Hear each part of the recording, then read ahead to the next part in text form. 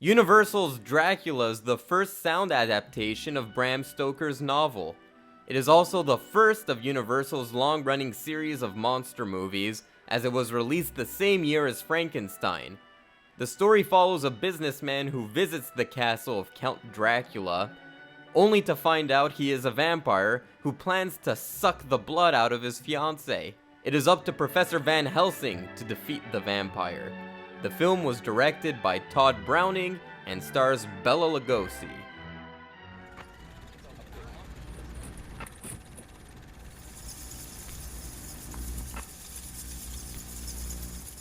Howdy folks, and welcome back to Garage Vampire-thon, where every day for the month of October we look at a vampire movie. Yesterday we talked about Nosferatu, and now we're talking about Dracula, Universal's Dracula, the American response to Nosferatu. We talked yesterday about how Nosferatu was kind of ripped off from Bram Stoker's novel, and they found themselves in all kinds of legal troubles for it, and now this is an American, official, legal adaptation of the source material. Important context is that in the time of this movie's release, Hollywood was trying to compete with Berlin, which was German Hollywood.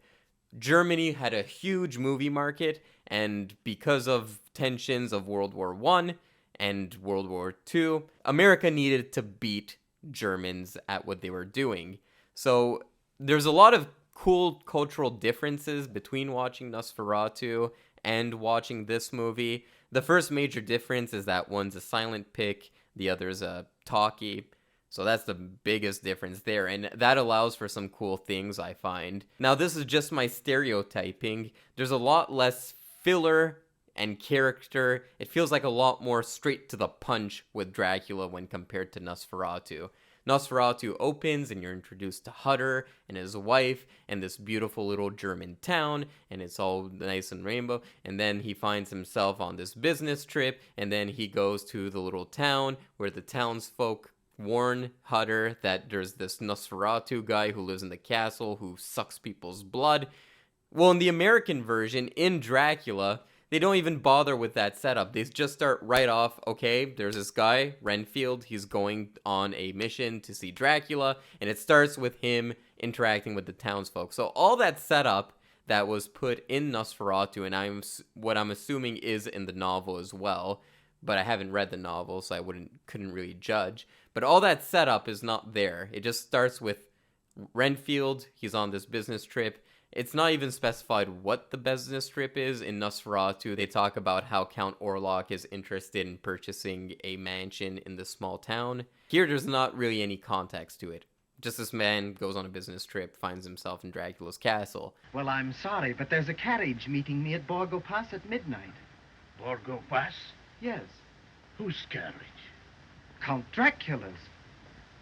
Count Dracula's? Yes.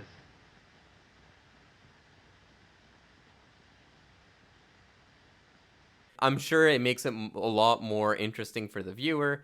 For myself, I thought that was a little annoying. They just removed that whole setup there. And I feel like because Nosferatu was more expressionism, this one feels a lot more realistic, which, depending on your taste, could go either way. I do like the look of Nosferatu, the rodent-like look, because he is supposed to transform into a bat. He's got those sharp teeth in the front, the long fingernails, the pointy ears. He looks very rodent-like, like a bat. Dracula here looks like a normal citizen who can kind of just blend in with the crowd. Here's the lease.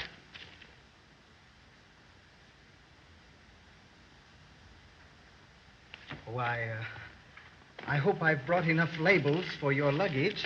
That scene where Nosferatu picks up Hutter in the carriage, you're introduced to Nosferatu and he's like all covered up and you just see his awkward little face. That's really terrifying, but when you watch the American Universal Pictures version, Dracula just looks like a normal dude riding a carriage. It does look a little weird that he's so dressed because he's protecting himself from sunlight, but other than that, he looks like a normal person. He interacts with people regularly. Nosferatu can really get away with that, I'm sure. So it's up to personal preference, Do I prefer something that's very style heavy or very stripped of style? That's not to say that this movie is void of style. Beautiful sets persist in this movie. The look is beautiful. The cinematography is beautiful. But it's up to personal preference. I like enjoying both of them, to be honest. I like the look of Nosferatu, but with Dracula, it really relies heavily on Bela Lugosi's performance. Bela Lugosi, it goes without saying, he's charismatic as fuck in this.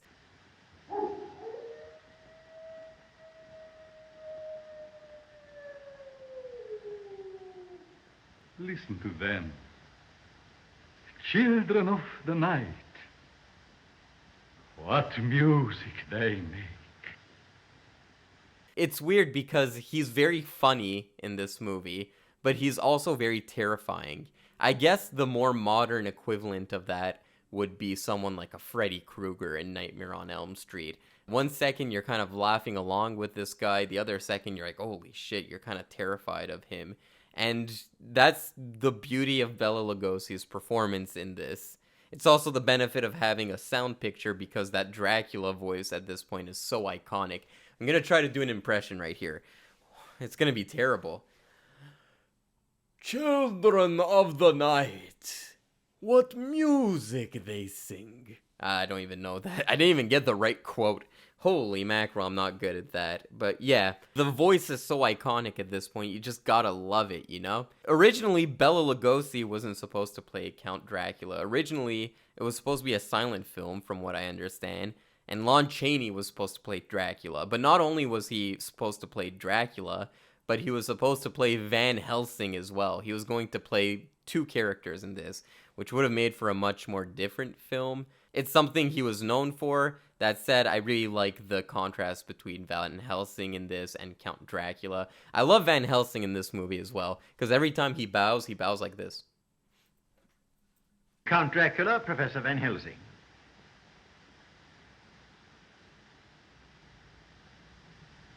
Van Helsing. It's kind of hilarious. I love it. He bows like 15 times in a row. This movie does kind of feel like a dick measuring contest with Germany because everything just feels big and more grandiose and big picture, cut the filler out, make it big, make it majestic. There's like these bat sequences in here as well that you couldn't really pull off with the Nosferatu movie, but there's a scene where a bat's flying on the carriage. Hi, driver.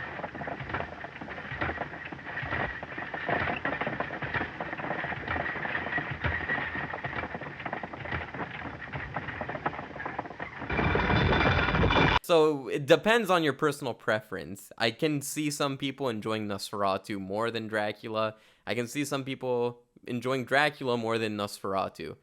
Personally, these are very old movies. I don't ever see myself revisiting these movies. I do appreciate them for what they are. And especially this Dracula movie, the main thing that holds up is Bela Lugosi's performance. Other than that, I understand the historical context of it. There's some of the Universal monster movies that I flat out enjoy. Most notably, Bride of Frankenstein is my favorite one. And Creature from the Black Lagoon. That one's a solid one, too. This one is like the early stages of that. The first Frankenstein and Dracula don't kind of fail in comparison to some of the later movies, in my opinion. And I'm sure my enjoyment of Bela Lugosi's performance has something to do with Martin Landau's performance as Bela Lugosi in the movie Ed Wood. Karloff, sidekick? Fuck you! Karloff does not deserve to smell my shit! I love that movie. I think Ed Wood is one of the greatest movies of all time.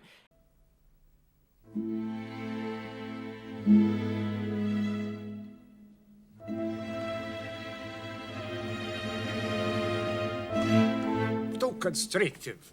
I can't even fold my arms. Gee, Mr. Lugosi, I've never had any complaints. This is the most uncomfortable coffin I've ever been in.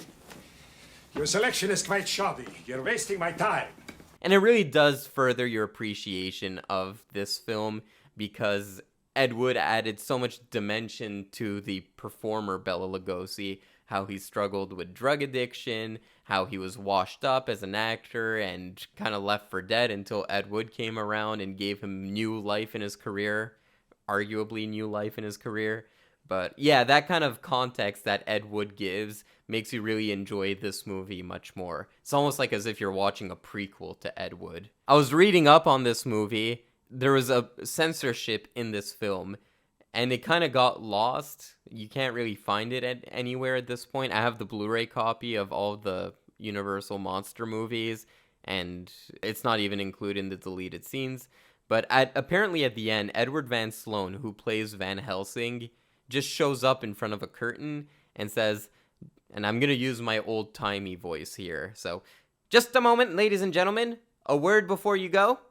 We hope the memories of Dracula and Renfield won't give you bad dreams, so just a word of reassurance. When you get home tonight and the lights have been turned out, and you are afraid to look behind the curtain, and you dread to see a face appear at the window, why, just pull yourself together and remember that after all, there are such things as vampires. So the kind of like a corny ending they were gonna add at the end of the movie to make people extra spooked out. But apparently Universal removed it because they were afraid people were gonna actually believe in vampires. Oh my god, how times have changed, huh? 1931 this movie was released. We're 2022. Times have changed. Alright, that's all I have to say about this movie, folks. Have you seen Bela Lugosi's Dracula? Did you like it? What is your favorite Universal monster movie? Like I said, mine is Bride of Frankenstein. Comment below, let me know. And as always, I can't wait to see you tomorrow for more Garage Vampire-thon.